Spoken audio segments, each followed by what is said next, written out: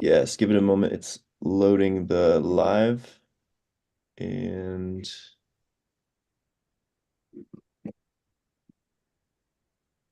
Good morning, good afternoon, good evening, depending on what part of the world you're in. I'm Kevin Coyne. We're bringing back the Venture Outfitter Weeklies. For those of you all that don't know, we've historically had a whole set of webinar series that I started back in COVID to connect the various parts of our entrepreneur network around the world because there's a lot of times sharing of information can be insightful, especially as we recognize the massive changes that are happening in the economy, and where there's this major shift about economic integration. We're going to talk a little bit about that today, but we're going to talk specifically about the building sustainable futures in Chihuahua, mastering ESG principles, environment, society, and governance principles. We're doing this in conjunction with the state of Chihuahua, Startup Chihuahua, and Chihuahua Global out of the state of Chihuahua in Mexico.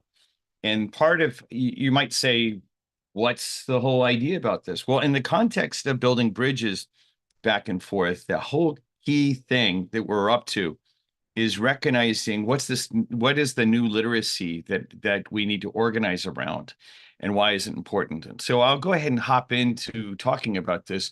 But part of the way I want to frame it in is here in Austin, Texas. You might have heard that Dell Computer Corporation is based here. And Michael Dell, the chairman and CEO, just announced in the fiscal year 23 Environmental Society and Social and Governance report, he was talking about what is happening. And you might say, what's this got to do with Chihuahua? Well, so the report goes into lots of detail about Dell's stance about ESG. And part of what we want to look at is, they're definitely making a statement about how they're, how many, kilograms of sustainable materials that they're using in their packaging, what, details about their workforce, what's happening about digital inclusion, and just, being ethical and other activities like this.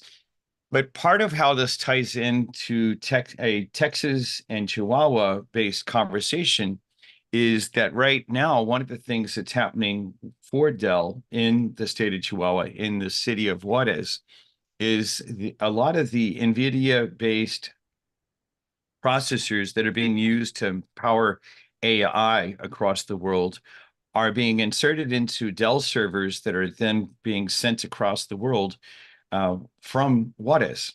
And so this idea about ESG principles and what's important on one side and what's important on another side is a fundamental idea. This is fundamental to what's happening, um, especially in such an emerging area as AI. This is being driven between Texas and Chihuahua. And so we thought that it would be interesting to start with a statement about ESG principles, because a lot of what's happening is the world needs to catch up with organizations like Dell, and where their consumer issues are about keeping in mind that we want to be careful about taking care of our environment, taking care of our society, taking care of governance, that in an inclusion kind of way.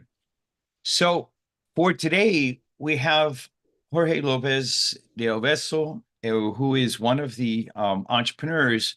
I originally met Jorge in 2018, 2019, when INADEM, the Institute of the Entrepreneur of the federal government of Mexico, introduced Tech Ranch to Jorge's company. We worked with 200 different companies across Mexico as part of this program. It was a program that was also co-sponsored by Tec de Monterrey, essentially the MIT, one of the top universities in Mexico, the MIT of Mexico.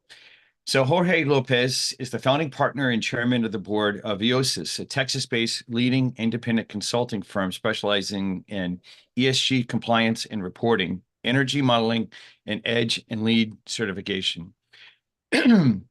He is Jorge is a graduate of the Architectural Association of London and a leader in sustainability at UBC in Vancouver. And he's guided over 75 buildings through the LEED certification process across various sectors, including residential, office, educational, and museum spaces. He's been known for his building science expertise and is a seasoned speaker and educator across North and South America. With that, I'd like to invite Jorge to the front, and I'll take things off of shared just for a second for us to say hello to him. Um, Welcome, Jorge. It's great to actually have you here. Obviously, over the last few years, we've been plugged in with each other for many years after you participated in that one program from INADM in 2018. But I know that you're going to give us a little bit of an overview today about these principles. Anything you'd like to say before we kick things off?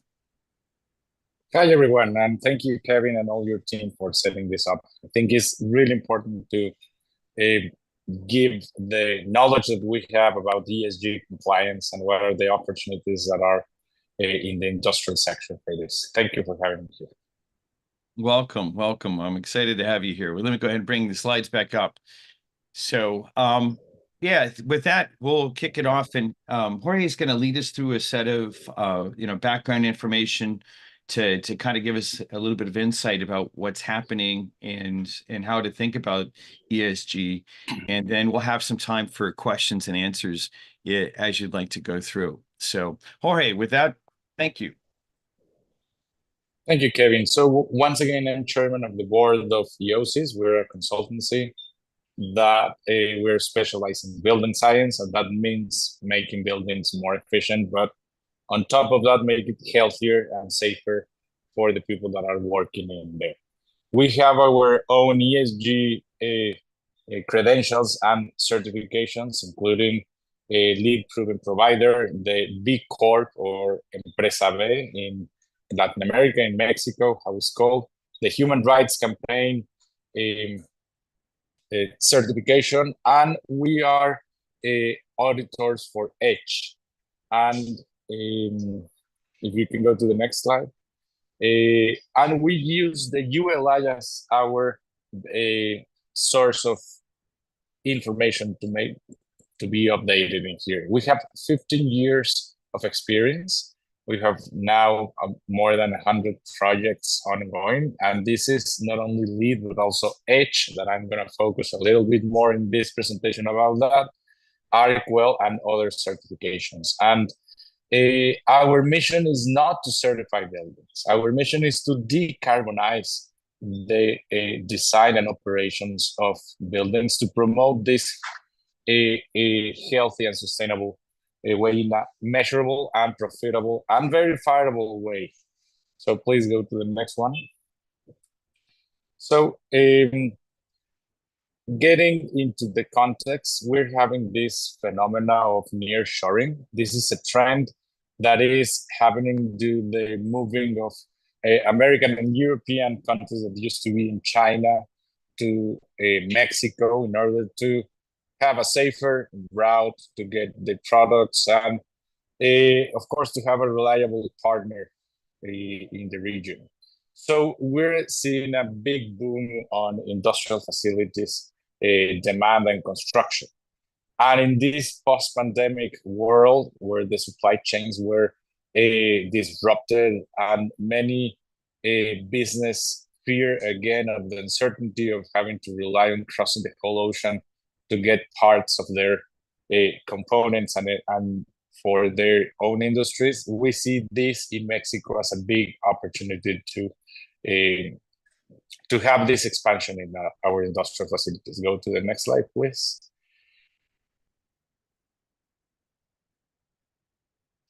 And I'm going to focus here with experience that we have with International Finance Corporation, especially with the Edge certification system. The IFC is part of the World Bank group, and they gather a lot of banks around the world to promote sustainable construction around the world. And they recently announced that they're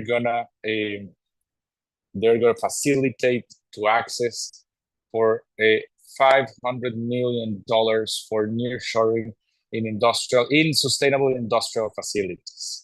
The World Bank is especially interested in buildings because it's one of the great opportunities that the United Nations declared to stop the source of greenhouse emissions. In buildings, it's where it can be very easily verified, is whether the return of investment is almost from the beginning, and is where you can have long-term audits and demonstrations that the strategies that you apply in the design or in the operation of the building are still working. So I strongly recommend you to keep following what the International Finance Corporation is announcing. This is changing by the day. We're going to have a big event at the end of the month in Guadalajara, especially for these industrial facilities. And we know that this is a big opportunity that we want to take advantage for. And I'm going to show you some of the examples of how we are using this EDGE green building certification to comply with ESG. Next slide, please. So how this works, the ESG, that stands for environmental, social, and governance, it's a way to measure what is being done in a building to revert, if possible, but at least to decrease the amount of greenhouse emissions that are being emitted on the planet, but also doing that in a socially sustainable way and ensuring that you have the governance mechanisms to make this last on time and especially make it verifiable. So for that, green building certifications are a great source to do that. And one example that we're having here is big REITs or fibras in Mexico. REITs, they have to report their earnings, but not only on financial terms, but also their progress regarding these social benefits and the mechanisms that ensure that these are gonna be kept in time. So, for example, a LEED certification or EDGE certification, that they are run by the same certification organism, that's the GBCI, Green Business Certification Inc., are not for the same type of building, but they can be applied in a wide range of buildings regarding what is important for the developer in that sense.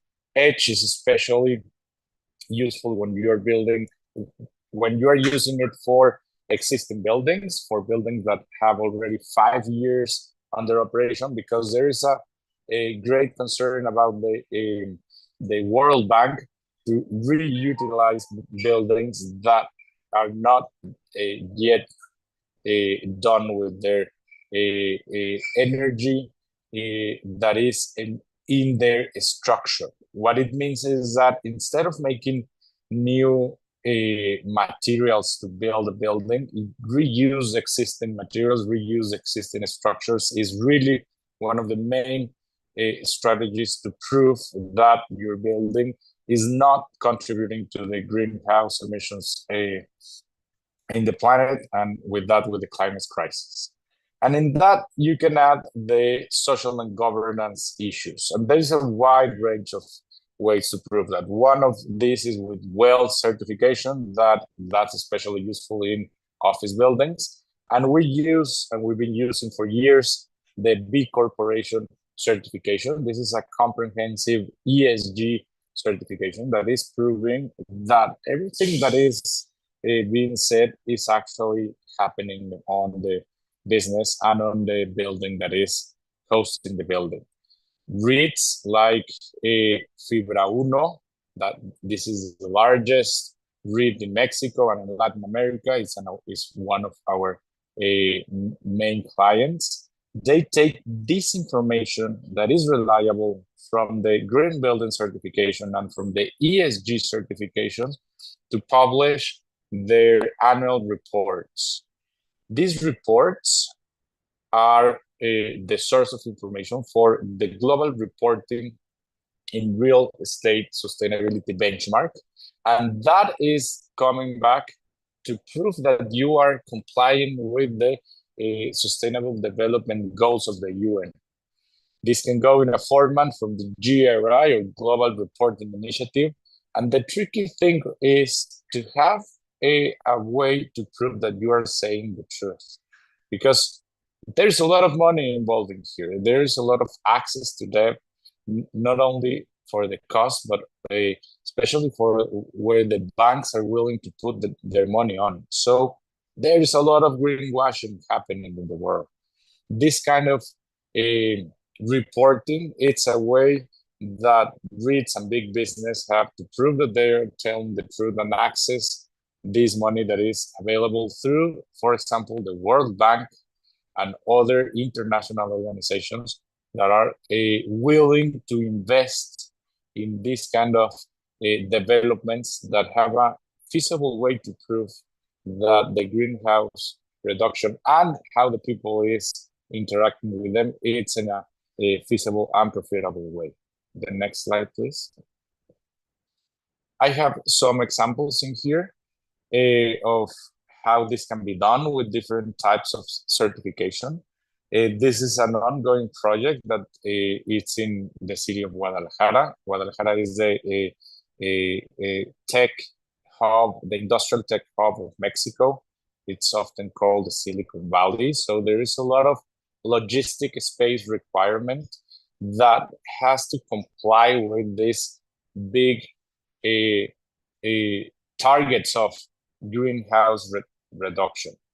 So there is this option. For example, we're using in Plataformas Industrial Park in Guadalajara a lead volume portfolio level approach.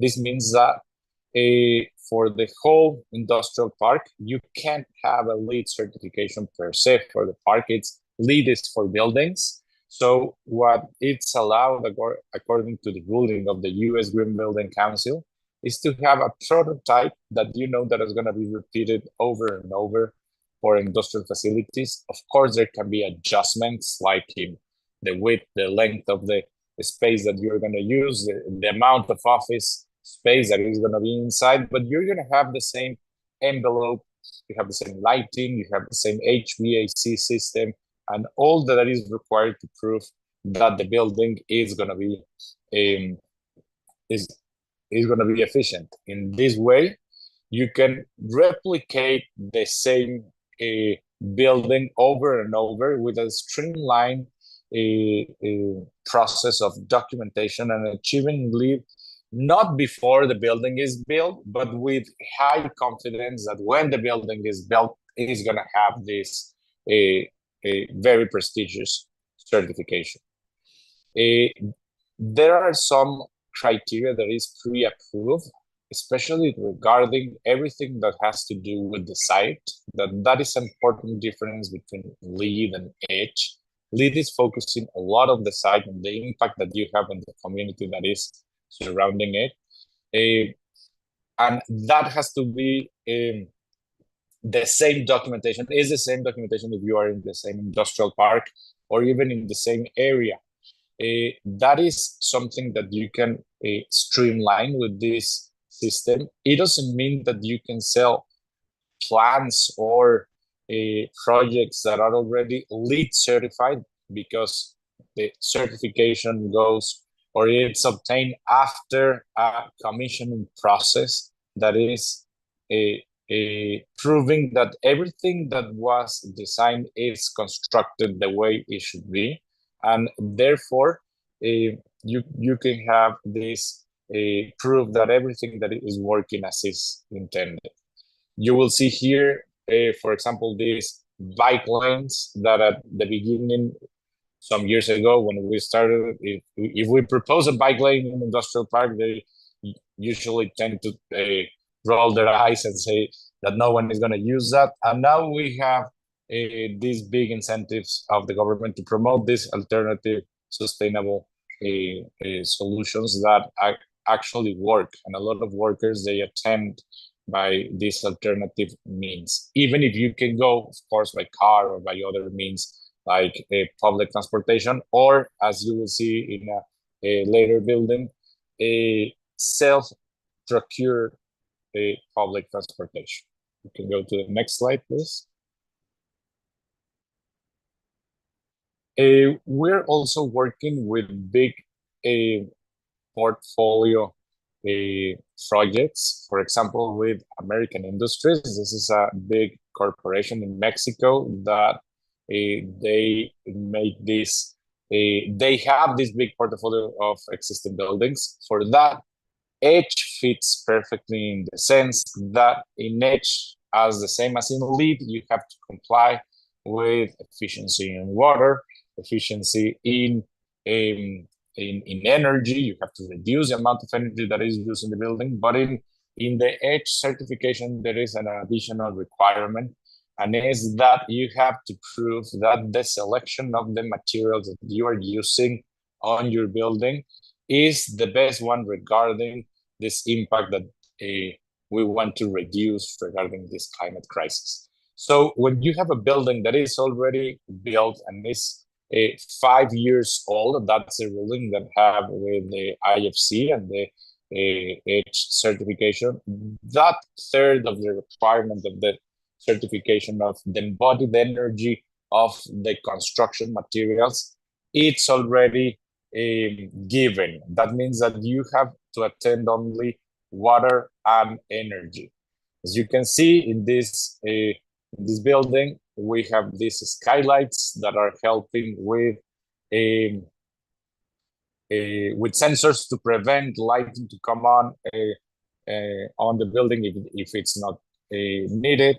We have water collection systems that go inside the building to have almost net zero water on the building.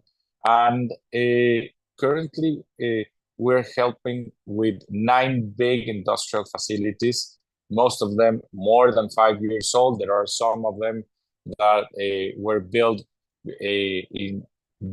before that, and there is a different way to certify and to show that that is in a preferable way. Next slide, please. We have also the experience of making a certification that is especially required for a very particular building. This is the case of this German company, Continental. It's a German company that has many facilities in Mexico. This one in Aguascalientes is specialized in electronic components for EVs. Even if we get involved in the whole building process regarding what is needed to have this efficiency through the construction process, we have nothing to do with the process inside the building. That means that we don't even know what's going on in this building regarding the industrial processes. Usually it's very secretive, and even if we do make a commissioning process, that means that we go and measure that everything is running in the building as it should be, and we do take measurements of the energy that is used for production. We don't need to have any picture or any knowledge of what's happening in the production process of this. We have this big event in this Continental plant in Aguascalientes last year. We took with government officials to see how the building is performing. This building also made the company very visible regarding other very prestigious awards like the CEMEX 2021 in Sustainable Building category. And when we made that visit, they are very proud that their efforts are being recognized. So this is already part of this nearshoring process. These big German companies, instead of going to China to make EVs components, they are using their already existing infrastructure in Mexico and building new plants. This one, it was brand new, and it got the gold B4 LEED certification for new construction. That was last year. Next slide, please. We also have the experience of very complex and energy demanding process inside the building. And even if lead is not evaluating how the process or how the things that are made inside this building are done, it does provide solutions to make it more efficient. For example, this Birbac Argonavis, this is a French company that they are located in Guadalajara. They had a big demand for hot water inside the building to make these animal vaccines that they produce. We don't know how they are using their water. We know the BTUs and the demand for hot water that they have. So we help them install a solar array on the top of the building that is with this mechanism that is following the sun, getting water heated at something like 250 degrees in order to have this steam requirements inside, even if we don't know what they are using this for. But with that, we made a big improvement on their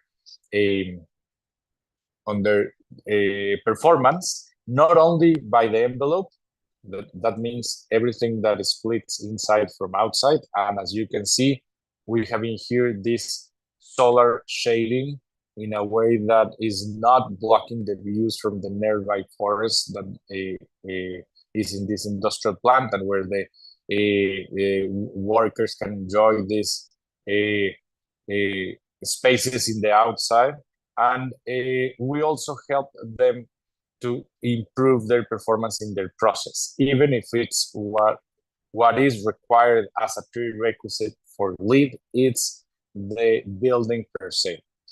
This is also saving a lot of water with the low consumption landscape. That was a big effort that we made with the industrial park where this is located. Everything was with really a high demand water landscape.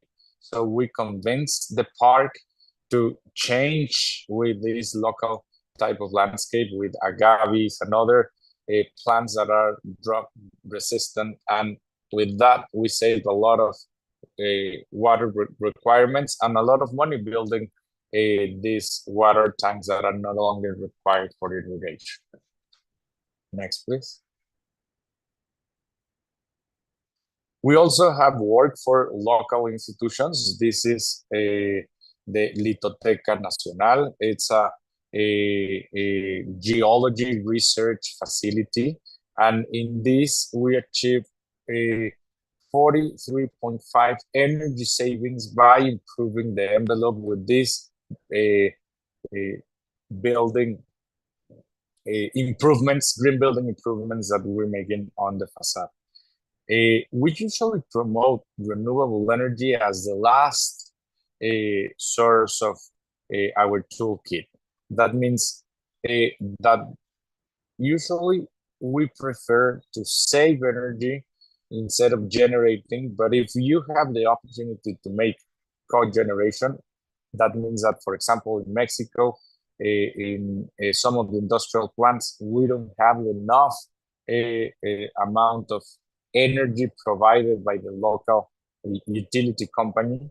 We do promote to use natural gas or other source of energy in order to reduce the requirement of electricity in case that is not reliable, or that the source of energy it has a lower emission factor regarding the source of the energy that is being used in here. Next slide, please. And finally, I want to talk a little bit about this building. This is the Oracle Guadalajara headquarters. This is LEED Platinum certified. This is the highest rank that you can achieve with a LEED.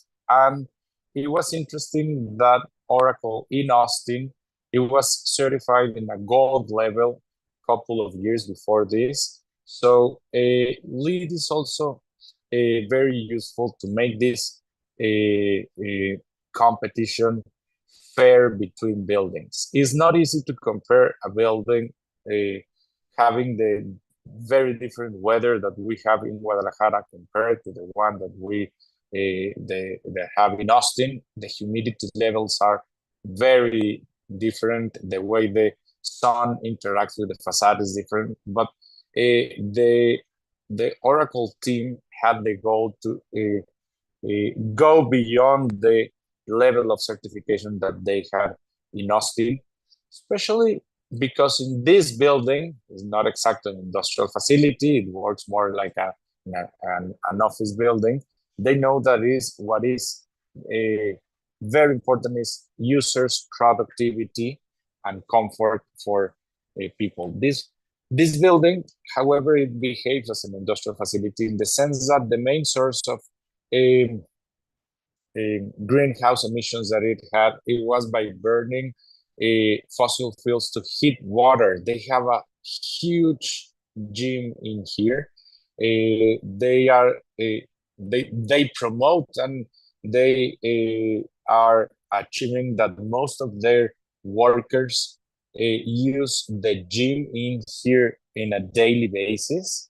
They have 1,200 users in here, and they have 3 shifts in the gym, and we account for almost 1,000 people having a shower every day in this building. So heating water in this kind of building, it was very important to achieve the goals that we had to reduce the amount of greenhouse gases that are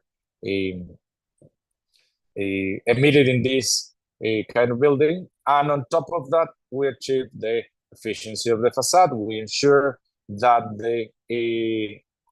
every worker have a view to the exterior, that every worker have access to natural light. For that, we have to use this science-based strategies proven by an energy modeling tool that proves that if you have these shading devices on top of the efficiency of glazing, you can have all your shades up and with that natural light and views to the exterior. And that is something that these kind of companies, they really appreciate and measure. They can measure productivity and well-being by not only their results regarding the amount of work that is being done, but also by the attraction of new talent. Leave it's a brand, a world recognized brand that proves that the developers and the people that are in charge of the building are making their best effort to have the best opportunities and healthy conditions for the people that are living in the building. So in this case, that Guadalajara is a hub for engineers and for software engineers, and we have the major software companies competing to each other to attract the talent. Lead, it's a way to ensure that they're going to have the best conditions inside the building.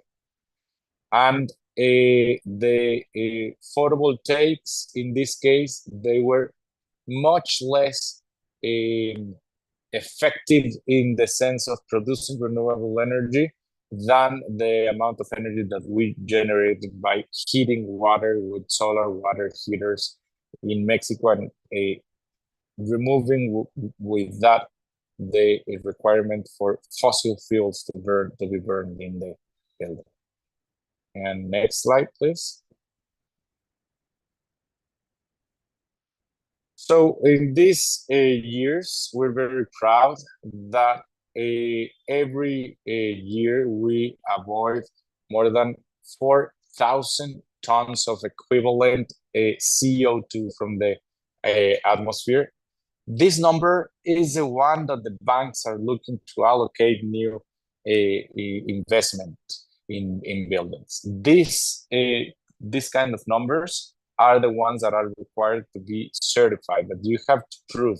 You have to have a third party that is backing that you are actually achieving these goals. With this number, the World Bank they can access to these big green loans and bonds and other financial mechanisms that are required for these companies that are reporting on their sustainability reports, the amount of impact that they are having. And with our help, they are being able to get access to this debt mechanism, to this financial mechanism, in order to promote these green building strategies. So finally, the next slide, please. Oh, there's one. That will be it, and open to questions. We want to help you to take the right decisions. Our work is to make transparent the decisions that are being made during the construction process, but also on the operation and maintenance of buildings, and proving that you have this backup of a third-party organism that is helping you to prove that you are telling the truth and achieving these goals. Thank you, Kerry. Thank you, Jorge. That's it's really interesting to see how this field and the different certifications you're mentioning have all exploded.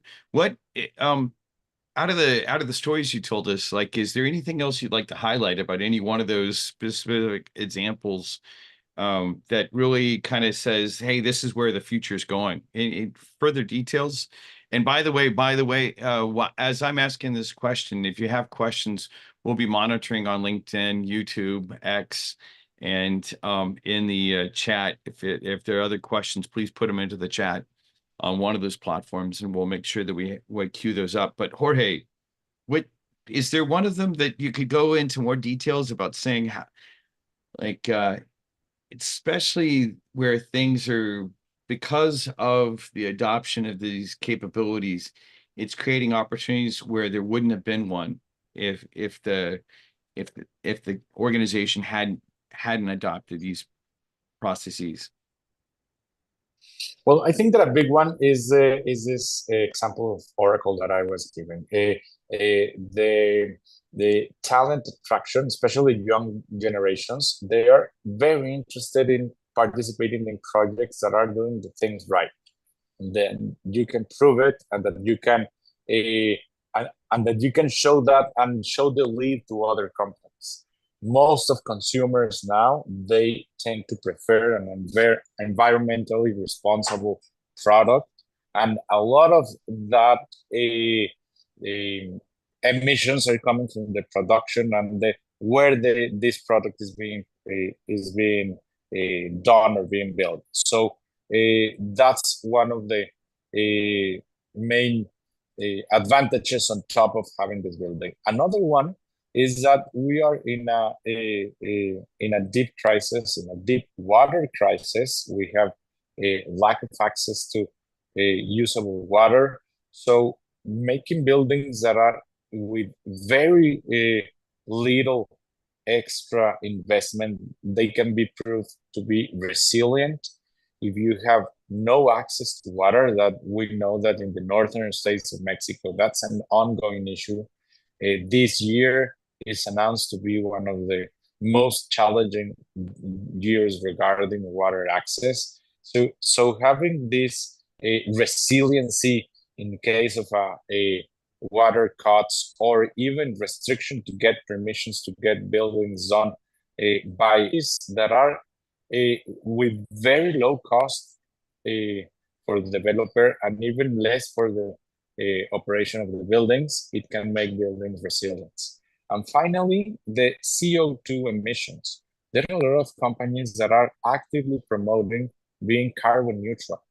If you are using a grid that is restricted with the use of renewable energy, as is in the case in Mexico for the last 5 years, and if you know that your source of energy, it's quite dirty, it's very carbon intensive, decreasing the requirement of the use of energy just by the building, it can be very significant to get into the goals or comply with the goals that you are looking. For example, making with an extra insulation on roofings, on the walls, is usually very low cost and very effective way to prevent heat coming into the building.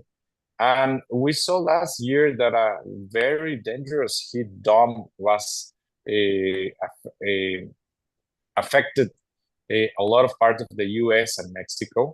And having a heat dome uh, in, in a building, or having a building in a heat wave that is having or making these conditions for workers inside really difficult, it will only not only decrease productivity for the people that is in there, but it's also a health risk factor for the people that is happening there.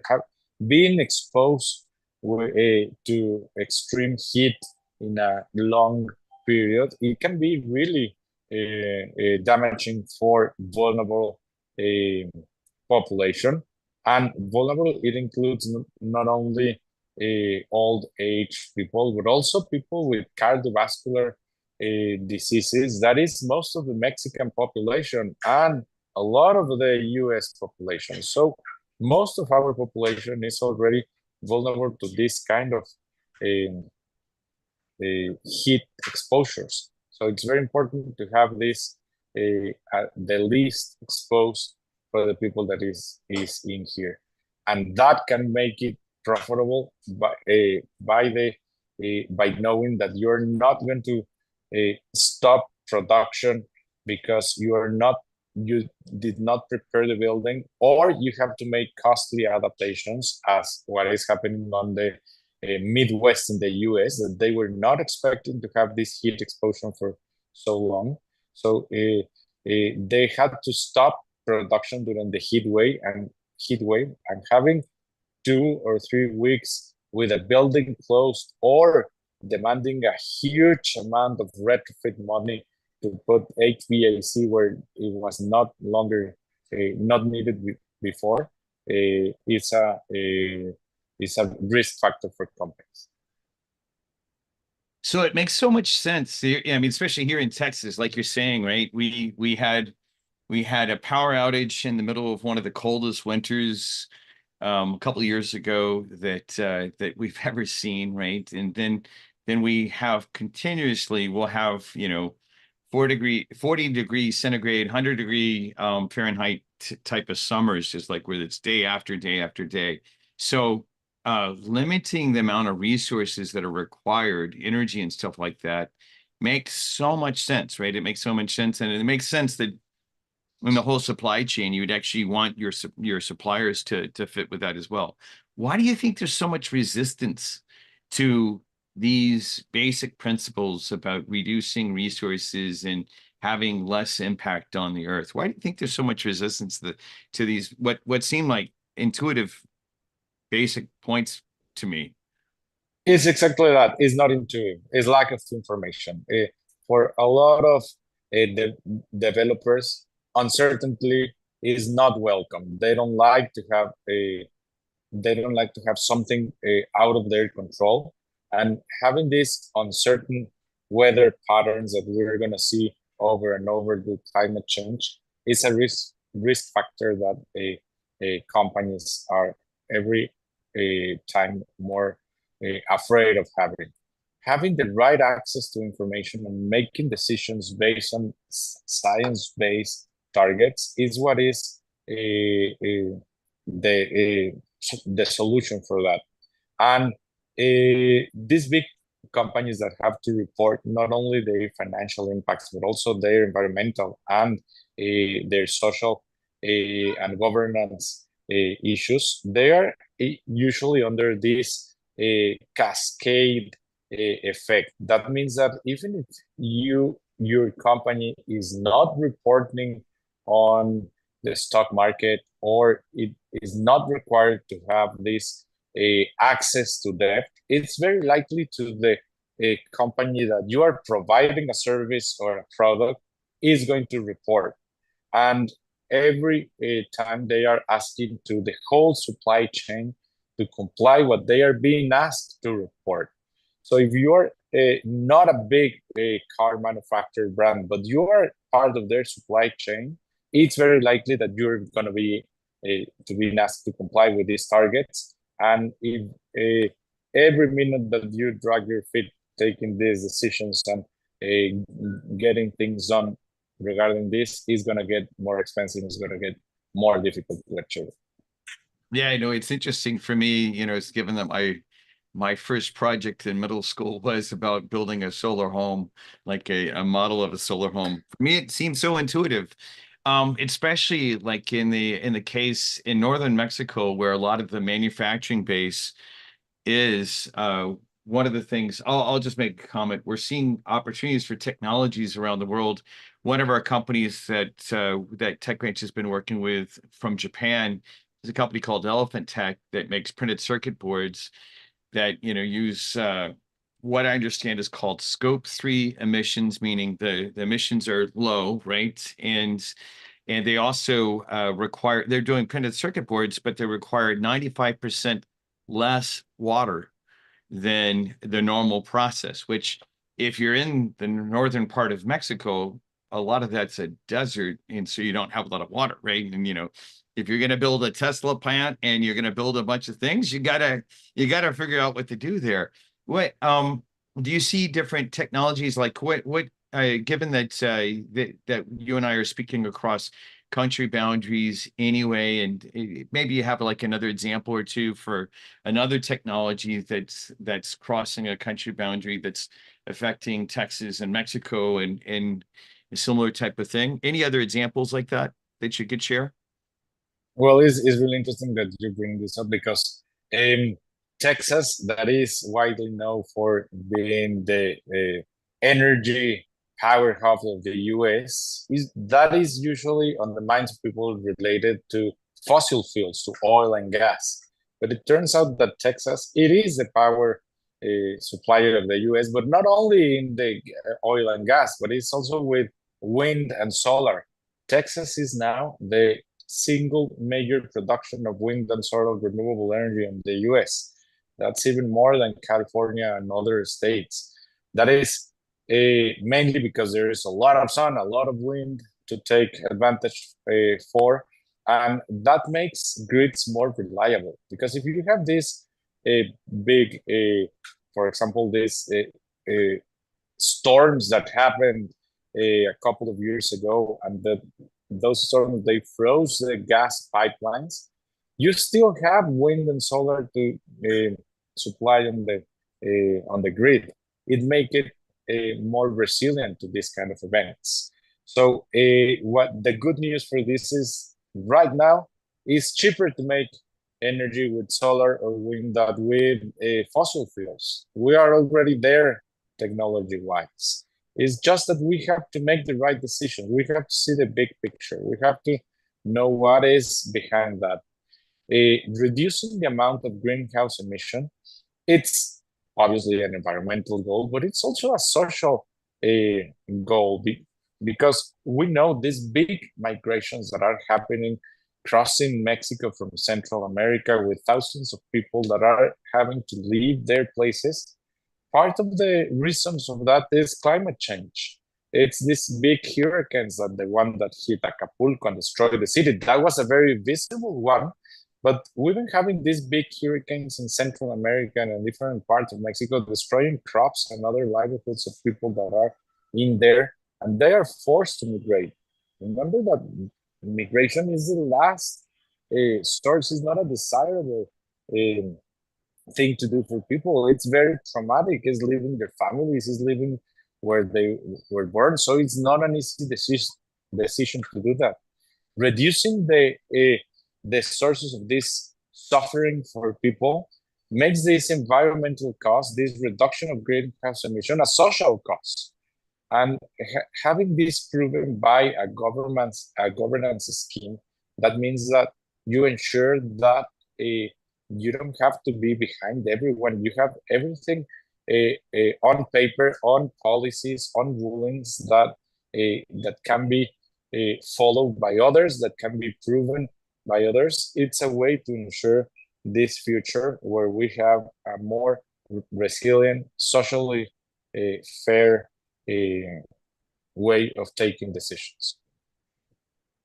Perfect. Yeah, no one wants to leave home. It doesn't, I mean, I think a lot of times that reflection and given that there's so many people that are being displaced by basic issues of climate change, as well as other economic and things like that. We're going to wrap up pretty quick, but there's a question here. Shady de Jesus said, Saludos, Kevin. How does Jorge see Texas supporting his goals in Mexico? And she also said, Jorge also mentioned an event this month in Guadalajara. What are the details? Sure, that's going to happen. The event is going to happen on the 26th of April. That is sponsored by the, let me just check the date. I'm sorry, is it 26th? Yes, it's the 26th in April. That's a meeting with the main industrial parks in Mexico that are we're going to have a big meeting with the representatives of the IFC, the International Finance Corporation. They're going to explain how to access these credits that they are already being offered. For example, the Santander Bank, that's a Spanish bank, but it's one of the main banks in Mexico. They have already published that they are going to lend money only to these projects that can prove that they are reducing with science-based target their greenhouse emissions. They have this big ambition to use these financial tools to reduce this source of suffering of people. Remember, climate change, the climate crisis is not only for the environment, it's for people. It's creating suffering for people. That's one. And the second one, Texas and Mexico are really close regarding energy. The Texas grid is not connected to the US, it's connected to Mexico. So we're taking energy both in electricity and gas back and forth, Mexico and Texas. So making this source of energy reliable for both parts of the border, it's a good idea in order to ensure that we will have no interruptions on the supply chain and doing that in a fair and sustainable way. That makes perfect sense. Yeah, I mean, that's one of the things I try to explain to people across the world or even across the United States that Texas and Mexico have always had a very good relationship back and forth. So, well, so let's do this. Let's take it to a wrap. Tell me really quick, any closing words and the best way for people that would like to follow up with you to follow up and to touch base. I will invite to take a look at the sustainability reports of the companies that maybe you're not aware that they are already going to request for you to reduce your emissions. It's already here. Every major corporation have a sustainability report with CO2 goals reductions. And if you're part of that supply chain or your business is part of that supply chain, it's very likely that very soon they are going to ask you to report also for that.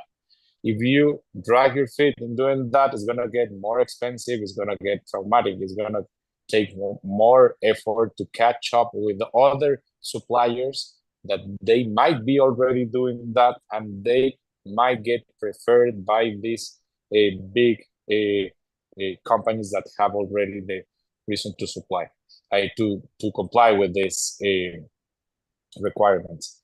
And also to get close to the to banks. In the US, the Inflation Reduction Act law that it was approved last year is providing a lot of support, financial support for heat pumps, for solar, for a lot of tax rebates that are already available, not only in the border, in a lot of places of the US. And in Mexico, there is also this ongoing a tax reduction by producing energy with solar. It's already happening. And regarding water, it's a not costly solution to produce your own water, to clean it up and you reuse it.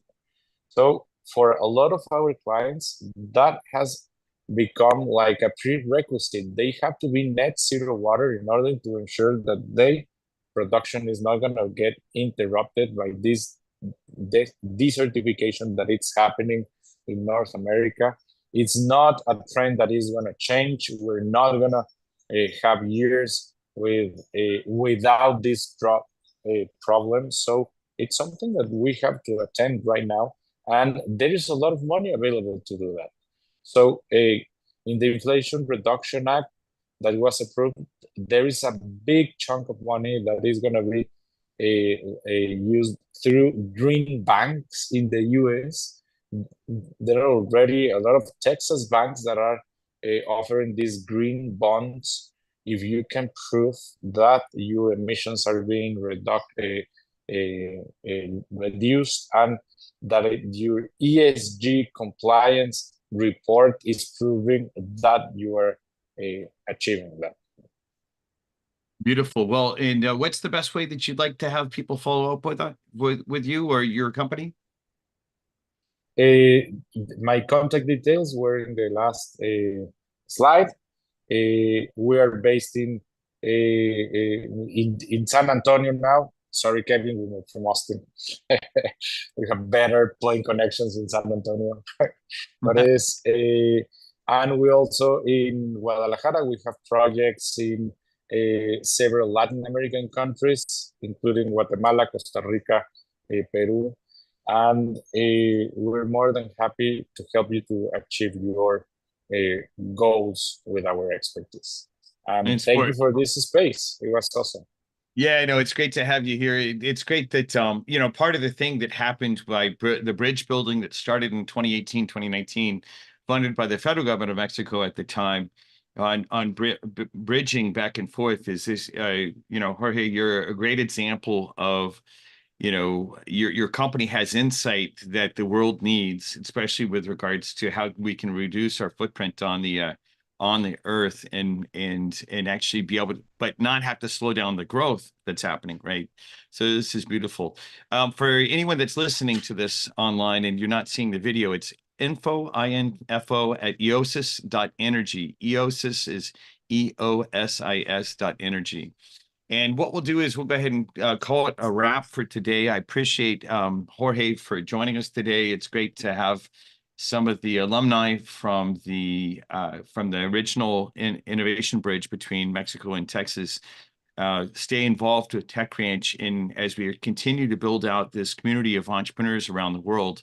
We're finding that this is exactly how we can make the world a better place. We can share insight, share, you know, do details back and forth, make it possible for us to get that insight that allows us to continue to grow our economy while reducing our footprint on the earth. If you have a technology you'd like to make sure Tech Branch knows about, or if you want to get involved, make sure you go to techbranch.com/contact. And we will continue to launch and relaunch this whole seminar series that we've been doing. We'll get back up to on a clip of a weekly basis. We're not committing to that just yet, but we will be publishing as we have done in the past at techbranch.com/events. If you have an event or you have a specific request that you'd like to see as well, let us know. And with that, we'll go ahead and wrap up for the day. Let's go change the world for the better together. Y'all take care, and we'll see you again soon. Thank you again, Jorge. Thank you again to the state of Chihuahua for making this conversation possible. Let's change the world for the better together. Thank you. Thank you for having me. See you, everyone. Take care. Thank you so much.